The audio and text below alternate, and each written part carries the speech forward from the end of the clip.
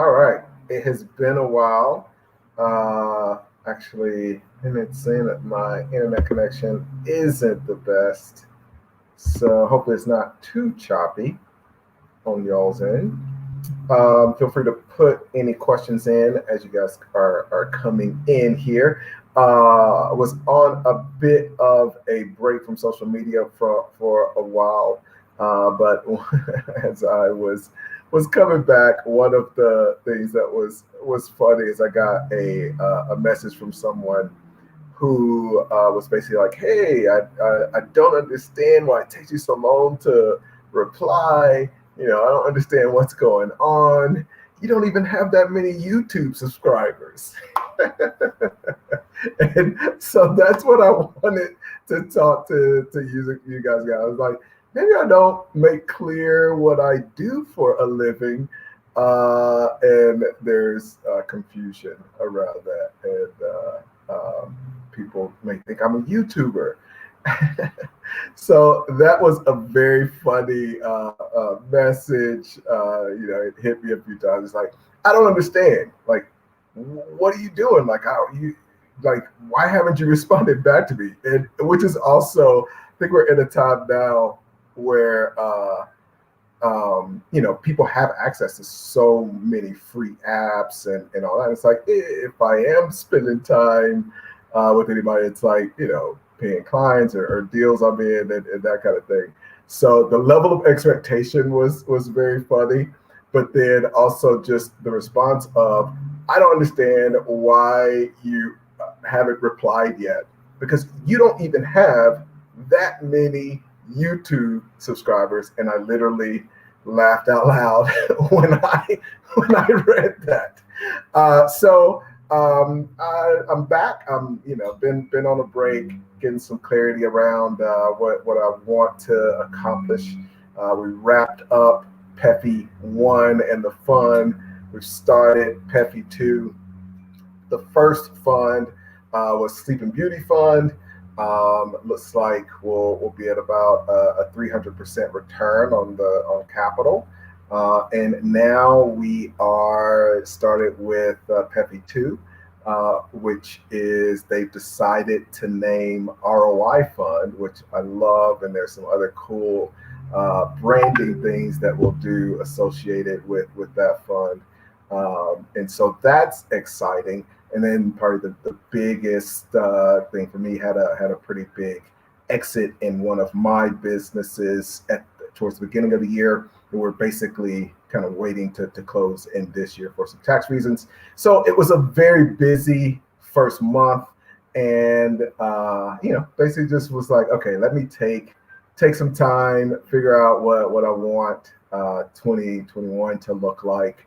And I am very excited. And what better way to start off than to explain exactly what I spend my time doing. So when somebody reaches out, it's not like I'm looking at that message and just twiddling my thumbs and hoping that I get more YouTube subscribers. it is that I'm doing a lot of things. So a lot of my time is spent. Let me turn this off. And then I get a ton of messages on these different things. Let's close that out. All right. So a lot of my time is spent managing the current portfolio. So right now, because I've actually sold a few, we actually merged and then sold a few deals. I'm actually at the lowest level of businesses that I've been in probably 5 years. I'm down to 31 businesses, and because of some exits, but hopefully we'll get that number back up over the course of these coming months. We've got a couple of deals that are looking interesting for the Roy Fund, and I'm just looking at doing some deals myself. But a lot of my time on a daily basis is spent looking at those businesses, working with the leads on those businesses, figuring out joint ventures that may be possible, figuring out how we can improve the value, which is our most important thing, is preparing the business for sale. I'm not in the business of holding a company for forever. It's one of the reasons that I really like funds, is that it puts you in a situation where okay, we're going to hold these deals within this certain period of time. And so we've got to maximize the value, which is really the point. And so it's closest that you can get to almost running a public company, because to those investors and participators in those funds, you are a public company. You're literally doing reports, and it can go on forever. I have a fund that we started 4 years ago that just wrapped up the Q4 report on, and so you're held really accountable for the good and the bad, and those investors are going to ask questions and all that. And so every quarter you're getting to work understanding in that business that it's not about some vision that you have that isn't in touch with reality. It's not about a passion or a dream per se. The passion really should be maximizing value, getting the greatest return to the investors. And that shift in mentality is very different from what a lot of entrepreneurs may focus on. So a lot of my time is focused on that. I do spend quite a bit of time, more and more now that we're getting closer to listing and Fiji, the royalty business. We've got 2 more royalties that we are closing that are very exciting, and just excited about the direction, getting more money to work and all that. So I want to get into y'all's questions. It's been a while. I'm excited to be back and plan on doing quite a few of these in the coming weeks. If there's anything specific that you guys want me to go in depth on, I am happy to. All right, let's see. What are y'all writing in over here? Sherry, what is up? Thank you for popping in. Thanks for letting me know it's not too choppy. If it does get choppy, you guys can't hear me, just let me know. Adam, what's up, homie? Thanks for popping on. Let's see. Taylor says, I found oftentimes the real knowledge comes from people with little subscribers. Yeah, you actually have a real life. It's nothing against the folks that that have YouTube as their business. A guy that I talked to a long time ago is Noah Kagan. I remember talking to him when he was just starting out in AppSumo, and he just made a mission. I'm gonna have 100,000 subscriber YouTube, and he just really got aggressive because that is his business. And so I think there are 2 things that are important about that. I think there's just a confusion about money being made. And we forget, for some reason, because of social media, we just forget that there are billions of dollars being made every day with people that have 10 followers on Instagram, or don't even have an Instagram. There are billionaires that are never gonna have subscribers on YouTube. And you're exactly right. Some of the most valuable knowledge, now that I had a pretty small portfolio in crypto, and now that's become, because of the growth, a big percentage of my portfolio. And so my time and attention for me is going to be distributed based on kind of where the money's coming in from. And so, that I'm basically spending more time in crypto because it is a larger percentage of my portfolio. And some of the greatest minds in that space just don't have a lot of subscribers. And a lot of the people that have a lot of fluff and are just, kind of hypey, they have a ton of followers. And so that's the way it is within any industry. And then not to mention, you look at even just my channel, I'm not monetized. Like, I don't want any money from YouTube. So if YouTube has a choice of, let's send this traffic to somebody that's monetized, or somebody that doesn't want our money, they're going to send it to the person that's monetized. They're motivated and paid by YouTube. My channel, like, they literally sent me the option to monetize, which would help growth. And who knows? I'm not even necessarily against it. It's just not a priority. What's up, Andrew? Thanks for popping in. Nice shirt. Yeah, man. I like this one. And it's super comfy. It's super soft. I'm a fan. Sherry says, because you have nothing else to do, the entitlement. It's I guess not surprising. But yeah, like I'm just sitting around twiddling my thumbs, man. I got nothing to do over here. No, this is definitely a shirt, Andrew.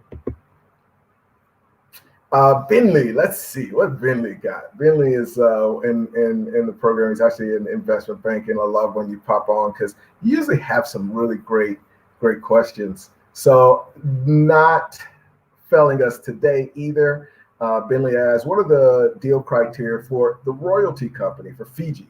Fiji's the royalty company, and he's asking about what our due diligence is like.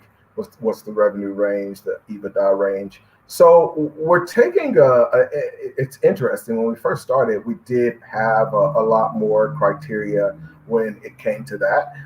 What's happening now is as we get more deals, it's becoming more strategic. And so we're looking for influencers in the space of the deals that we already have, because the way we want to run the royalty company and our portfolio of businesses, which just it's constantly growing, but we want to do deals that we can once we do a royalty in one company, we can match them or do joint ventures or bring those companies together as customers and providers, so that as soon as we close a deal, it increases the revenue of both of those companies. And that's beneficial to both of us. So it's us as a revenue share royalty and provider, I won't say investor, but provider to both of those entities. We're in the number one best position to know what's going on in both of those companies. And then we're all motivated to increase the revenue of both of those companies. So one of the things that I like about it is that for the entrepreneur, without giving up equity, without having a loan and having that personal liability, we can come in as a partner and almost like a venture capital fund would. Like, we want you to grow, we want you to succeed. So we're going to give you some funds. You can put that into the business. You can help those grow. So to answer your question, one of the things that we're doing a lot of right now is actually working with influencers. But we do have, of course, just the normal criteria of we want to do deals that are basically, our valuation is still at a 3 multiple, which is kind of the norm for the space. We love doing deals where the total revenue is above $500,000 annually, so not even huge businesses. And then we want to come in and have an impact on that business to hopefully grow it. And so we're not looking for the $50 million deal, but we're also not looking for the $50,000 deal. But we want to be small enough that we can have a big impact. Great question. Thanks for popping in here, Ben. I won't mention anybody specifically. Taylor says, me, Kevin, is a prime example of the fluff. So I don't know enough about them, but I do think that in general, you have different types of folks. Like, I would just be hesitant to learn from somebody whose their main business is YouTube, because whatever you're trying to learn, that's just not their business. Like, I would rather learn from the person that their main business is whatever they're talking about, and that's what they're doing. And to the point where, like, I would love for none of their money to come from YouTube. So, like, in my case, like, I literally told YouTube, no, I don't want any of your money. So just a personal preference there. Very quick video. Wanted to pop in, say hello, let y'all know I'm back. Feel free to connect with me on Instagram at Ace.Chapman. I do want to get back on Twitter. And if I don't respond, it's not personal. I do have some other things going on. Thank y'all so much. Ezzy, thanks for popping in. All right. I'll talk to y'all soon.